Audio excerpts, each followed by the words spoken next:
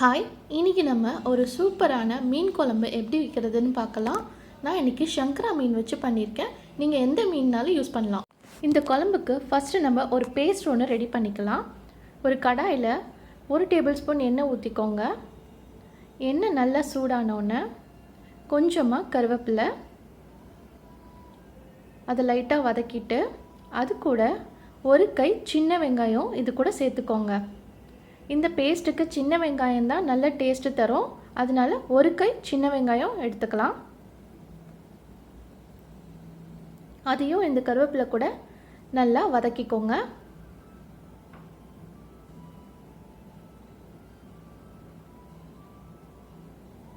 இப்போ இது கூட ஒரு 2லேருந்து 3 டேபிள் ஸ்பூன் வர மாதிரி தேங்காவை ஆட் பண்ணிக்கலாம்.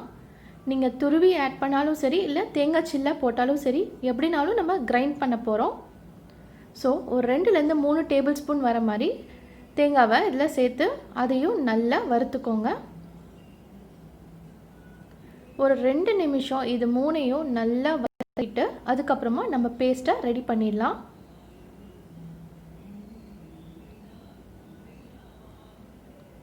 பாருங்கள், வெங்காயம், கருவேப்பிலை, தேங்காய் எல்லாம் ஓரளவு வச்சு இப்போ நம்ம ஆஃப் பண்ணிவிட்டு வச்சிடலாம். இப்போ நம்ம குழம்பு பண்ண ஆரம்பிச்சிடலாம். அதே கடாயில் 2லேருந்து 3 டேபிள் ஸ்பூன் ஆயில் போட்டுக்கோங்க. எண்ணெய் நல்லா சூடானோன்னே 1 டேபிள் ஸ்பூன் கடுகு நல்லா பொரிஞ்சோன்னே கடுகு பொரிஞ்சோன்னே 1 டேபிள் ஸ்பூன் சோம்பு, கொஞ்சமாக மஞ்சள் தூள், கொஞ்சம் கருவேப்பிலை, இது கூட நம்ம எடுத்து வச்சுருக்க சின்ன வெங்காயம். இந்த குழம்புக்கு ஃபுல் அண்ட் ஃபுல் சின்ன வெங்காயமே யூஸ் பண்ணுங்கள், ரொம்ப டேஸ்ட்டாக இருக்கும். அதே மாதிரி ஒரு கை அளவு சின்ன வெங்காயம் போடுங்க. வெங்காயம் நல்லா வதங்கணும். இப்போ நம்ம இந்த பேஸ்ட் ரெடி பண்ணி வச்சாச்சு, அது இருக்கட்டும். வெங்காயம் நல்லா வதங்கினோன்னே ஒரு தக்காளி அதில் ஆட் பண்ணலாம். இந்த தக்காளியும் நல்லா வதக்குங்க. இந்த தக்காளி வேகிற நேரத்தில் நம்ம ஒரு லெமன் சைஸ் புளியை ஊற வச்சு தண்ணி எடுத்து வச்சுக்கலாம்.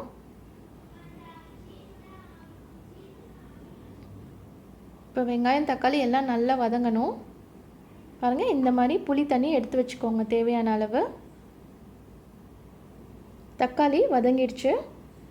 இப்போ நம்ம காரத்துக்கு தேவையான பொருள்லாம் சேர்த்துக்கலாம். நான் 2 டேபிள் ஸ்பூன் மிளகாத்தூள் போடுறேன். உங்களுக்கு எவ்வளோ வேணுமோ அவ்வளோ நீங்கள் ஆட் பண்ணிக்கோங்க.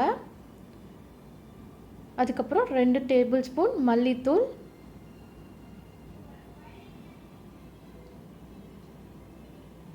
நல்லா மிக்ஸ் பண்ணிக்கலாம். இந்த எண்ணெயிலேயே இது வந்து 1 நிமிஷம் நல்லா வதக்கி விடுங்க.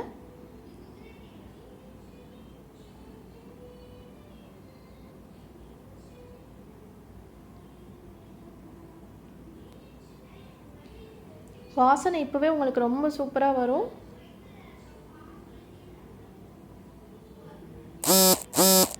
அடுத்து நம்ம அரைச்சி வச்சுருக்க பேஸ்ட்டை இது கூட ஆட் பண்ணிக்கலாம். நல்லா எல்லாத்தையும் மிக்ஸ் பண்ணிவிடுங்க. வெங்காயம் தக்காளி நல்லா வதங்கினோன்னு தான் நம்ம மசாலா சேர்க்கணும். அதுக்கப்புறம் தான் இந்த பேஸ்ட்டை ஆட் பண்ணணும்.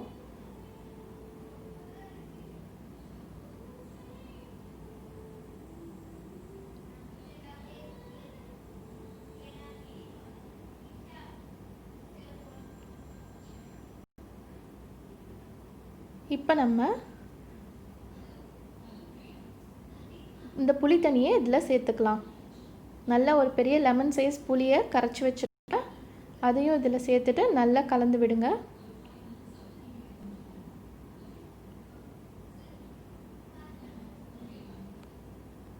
அடுத்ததாக குழம்புக்கு தேவையான உப்பை இப்போயே போட்டுக்கோங்க. அதையும் மிக்ஸ் பண்ணிவிட்டு இப்போ குழம்புக்கு தேவையான தண்ணியும் கொஞ்சம் சேர்த்துக்கலாம். ஆல்ரெடி புளி தண்ணி ஊற்றிட்டோம். அந்த பேஸ்ட் எல்லாம் சேர்ந்து கொஞ்சம் திக்காகவே இருக்கும். இப்போ நான் குழம்புக்கு தேவையான தண்ணி ஊற்றிக்கிறேன். 1 கிளாஸ் தண்ணி ஊற்றிருக்கேன். இந்த ஸ்டேஜ்லேயே நீங்கள் உப்பு காரம் எல்லாம் பார்த்துட்டு வேணும்னா இதில் ஆட் பண்ணிக்கோங்க. ஒன்ஸ் நம்ம மீன் போட்டுட்டோன்னா எதுவுமே சேர்க்க முடியாது, சேர்த்தாலும் அது நல்ல டேஸ்ட்டு தராது. ஸோ பார்த்துட்டு இதை மூடி வச்சு குழம்போட அந்த பச்சை வாசனை போய் எண்ணெய் பிரிஞ்சு வர வரைக்கும் க்ளோஸ் பண்ணி குக் பண்ணுவோம்.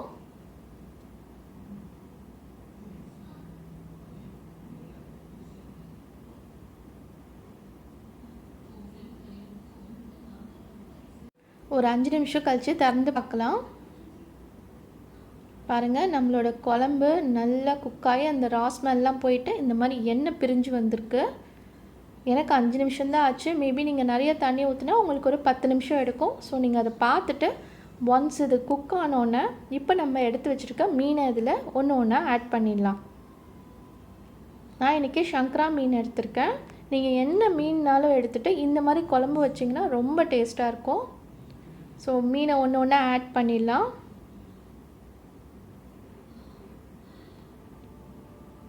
மீன் இந்த மாதிரி தலையோடு போட்டிங்கன்னா இன்னும் ரொம்ப டேஸ்ட்டாக இருக்கும். இப்போ நம்ம இந்த மீன் போட்டாச்சு.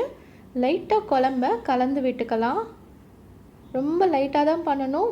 போட்டு அமுக்கணுன்னா மீன் அது குழஞ்சி பிஞ்சு போயிடும். அதனால் ரொம்ப சாஃப்டாக எல்லா மீனும் முழுகிற மாதிரி அதை இந்த மாதிரி கலந்து விட்டுருங்க. அவ்வளோதான். இப்போ இதை மூடி வச்சு ஒரு 5 நிமிஷம் விடலாம். மீன் வெந்துடும்.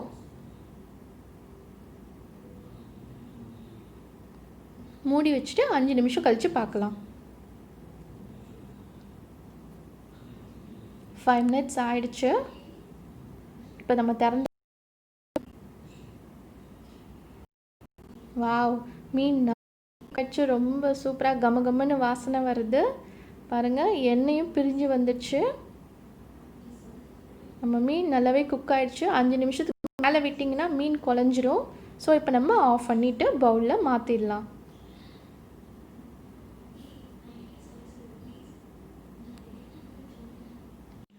அவ்வளோதான், நம்மளோட சூடான மீன் குழம்பு ரெடி ஆகிடுச்சு. ரைஸ்க்கு சூப்பராக இருக்கும். நீங்களும் ட்ரை பண்ணுங்கள். இந்த ரெசிபி பிடிச்சிருந்தா சப்ஸ்கிரைப் பண்ணுங்கள், லைக் பண்ணுங்கள், ஷேர் பண்ணுங்கள். தேங்க்யூ.